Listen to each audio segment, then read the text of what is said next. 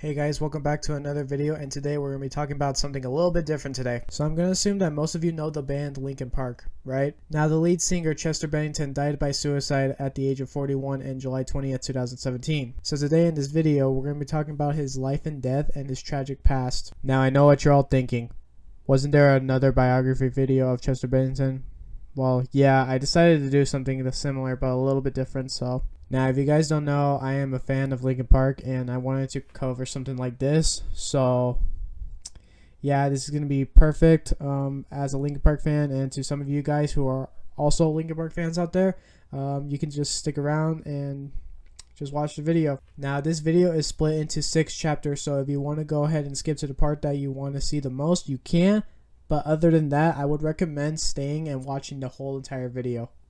Anyways, let's go ahead and get to it.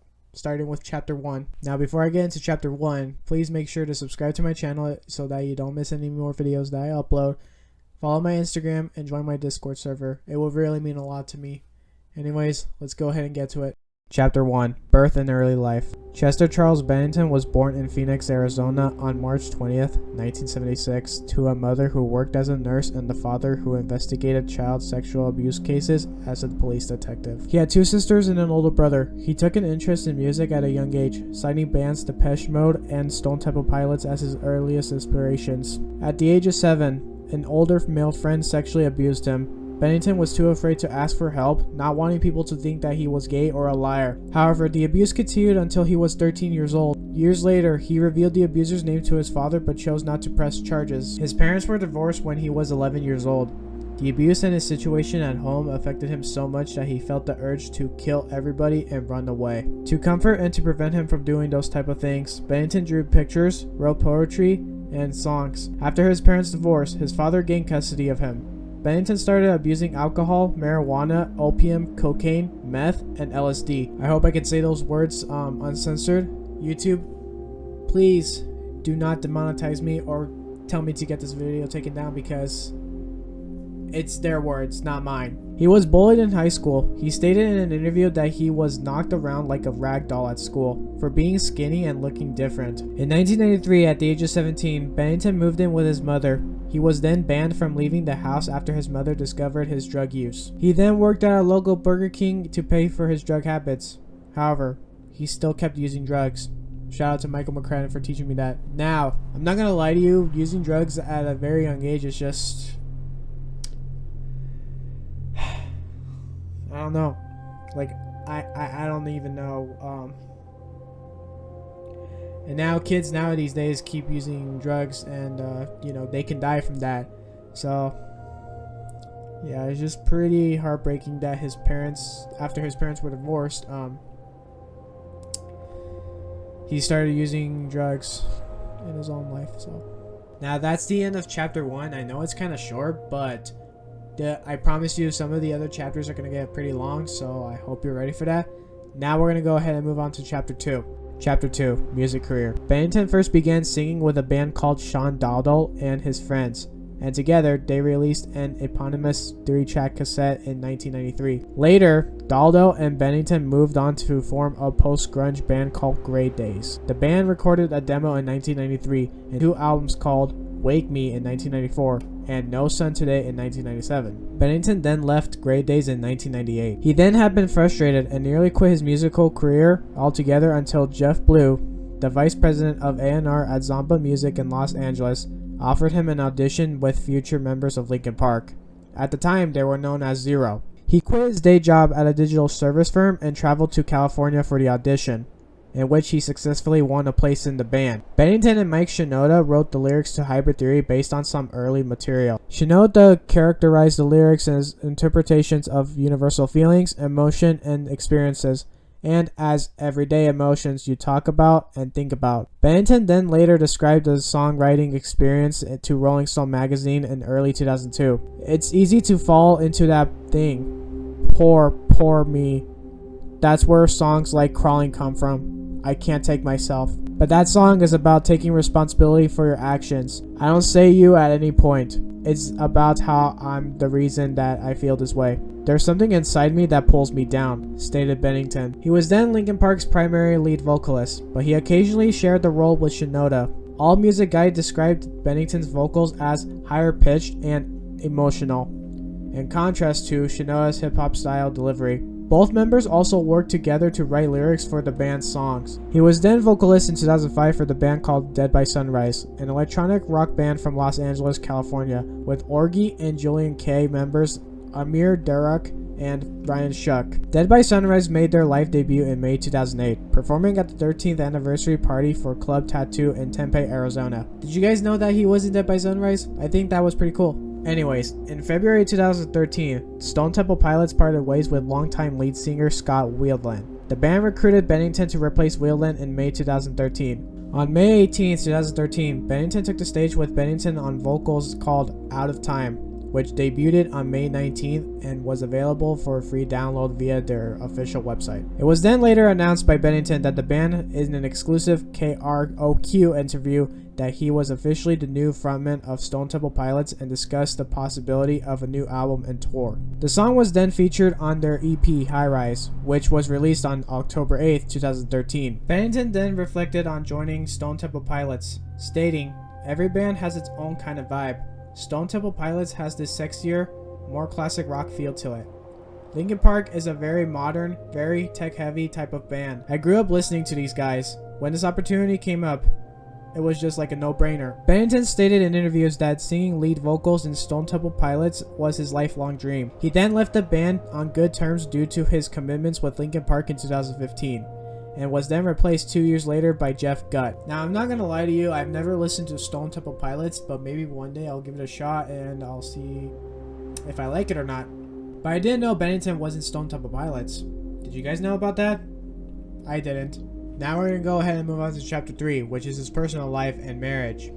Chapter 3, Personal Life and Marriage. Bennington had a son, born in 1996, from his relationship with Elka Brand. In 2006, he adopted Brand's other son, who was born in 1997. He married his first wife, Samantha Mary Olet, on October 31st, 1996. They had one child together, born in 2002. Bennington's relationship with his first wife declined during his early years with Linkin Park, and they were divorced in 2005. In 2006, he married to Linda Ann Bentley, a former Playboy model with whom he had 3 children, the first born in 2006, and the twins who were born in 2011. Both Chester and Talinda were harassed by a cyberstalker, who was then later found guilty in 2008 of tampering with the couple's email address and other personal information, as well as sending threatening messages, and was sentenced to 2 years in prison. Outside of making music, he was a tattoo enthusiast. Bennington had done work and promotions with Club Tattoo, a tattoo parlor in Tempe, Arizona. Club Tattoo is owned by Sean Dowdle, Bennington's friend since high school, with whom he played in 2 bands. He was also an avid sports fan and supported the NBA team Phoenix Suns, NFL's Arizona Cardinals, NBL's Arizona Diamondbacks, NHL's Arizona Coyotes, and English Premier League side Ipswich Town. In response to the criticism of US President Donald Trump, on January 29, 2017, he tweeted that Trump was a greater threat to the USA than terrorism. The tweet was then resurfaced in July 2020 after Linkin Park sent Trump a cease and desist order for using "in the end" in an ad for his re-election campaign that year. Now, as a fact, I did not know that he was an avid sports fan, even though, as me, I don't watch sports at all, but as a Linkin Park fan, it's kind of weird on how I kind of found out just when I did my research, so. Oh, man. Alright, anyways, now we're going to move on to chapter 4, which is other projects outside of music. Chapter 4, other projects outside of music.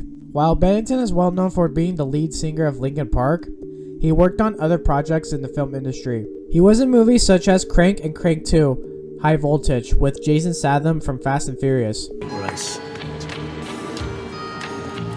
It's a grind horse, mate. What the fuck, man? What the fuck? He also made a cameo in Saw 3D The Final Chapter. Other than those 3, he has not made any more appearances in the film industry. Now this I kinda knew. I knew that he was in Saw 3D The Final Chapter, even though I haven't even seen the movie. I mean, I haven't seen any of the Saw movies, to be fair. But yeah, Crank and Crank 2, I've never heard of him, so that's kind of interesting, but anyways, we're gonna move on to chapter 5, which is his friendship with Chris Cornell. Chapter 5, Friendship with Chris Cornell. Bennington was a close friend of Chris Cornell, the frontman of Temple of the Dog. They became friends in the mid-2000s during a tour they shared. The chemistry between the two has strengthened during the 2007 through 2008 Project Revolution tour when Bennington joined Cornell on stage to sing Temple of the Dog's Hunger Strike. Cornell later then joined Linkin Park to sing Crawling. Bennington was also the godfather of Cornell's son, Christopher. However, on May 17, 2017, Chris Cornell died by suicide. Bennington then commented on Cornell's death on Instagram, stating that he could not imagine a world without Cornell in it. Mike Shinoda noted that Bennington was very emotional when the band performed One More Light in Cornell's honor on Jimmy Kimmel Live, and Bennington could not finish singing the song during rehearsal due to this. The band was due to record a live performance of their single, Heavy, on the show, but Bennington decided to play One More Light instead. A week after his Kimmel performance, Bennington sang Leonard Cohen's song, Hallelujah, at Cornell's funeral in Los Angeles. Now, I know for sure that losing a close friend to you is very, very hard, and especially committing suicide, it's just like very, very shocking to some. And you know, Cornell means a lot to Bennington, and it kind of hurted him. So yeah, finding out that Cornell died by suicide, it's just really sad. Now we're gonna head on to chapter 6, and that is his death. Chapter 6, Death. On July 20th, 2017, Bennington was found dead at his home in Palos Verdes Estate, California. His cause of death was suicide by hanging at the age of 41. After his death, Linkin Park canceled the rest of their One More Light tour and refunded tickets. Bennington's funeral was held on July 29th at South Coast Botanic Garden in Palos Verdes. In addition to his family members and close friends, many musicians who toured or played with Linkin Park also attended. The service also included a full stage for musical tributes. He died on the same day as Chris Cornell's birthday. The event also featured the band's first performance following his death, along with performances from bands like Blink-182, System of a Down, Korn, Avenged Sevenfold, Bring Me the Horizon, and a few others. Rapper Jay-Z paid tribute to Bennington on several occasions by performing Numb Encore live. Both Jay-Z and Bennington collaborated on the song. As of recently in 2022, Linkin Park went on hiatus following Bennington's death. Mike Shinoda confirmed that the band had no plans of recording a new album or touring, as he stated on April of 2022. Both Hybrid Theory and Meteor were re-released and remastered for the 20th anniversary for both of those albums, with unreleased songs and demos now being released to the public. This is definitely one of the saddest cases that I've ever come through this video. I found it both quite interesting and kind of tragic, to be fair, because you know how he started using drugs when he was a minor, and you know 17 years of his performance and it's just all in his head, and he decided to end his life. But this is just very fucked up in very similar ways. So yeah, rest in peace Chester Bennington. Rest in peace Chris Cornell. Yeah, suicide is just a very, very heavy thing to think of. Well, that's all I have for you today. Thank you all for watching this video. Please subscribe if you have not already. It would really mean a lot to me. Leave a comment and turn on post notifications. Also, share the video to someone who's going through a suicidal state, because if you see them, you know, telling you guys that they want to end their life, and yeah, it's just that it's not a very positive thing to, you know, how to die in a way. So yeah, follow my Instagram and join my Discord server. The link for both of those will be in the description below. Anyways, have a good day, y'all.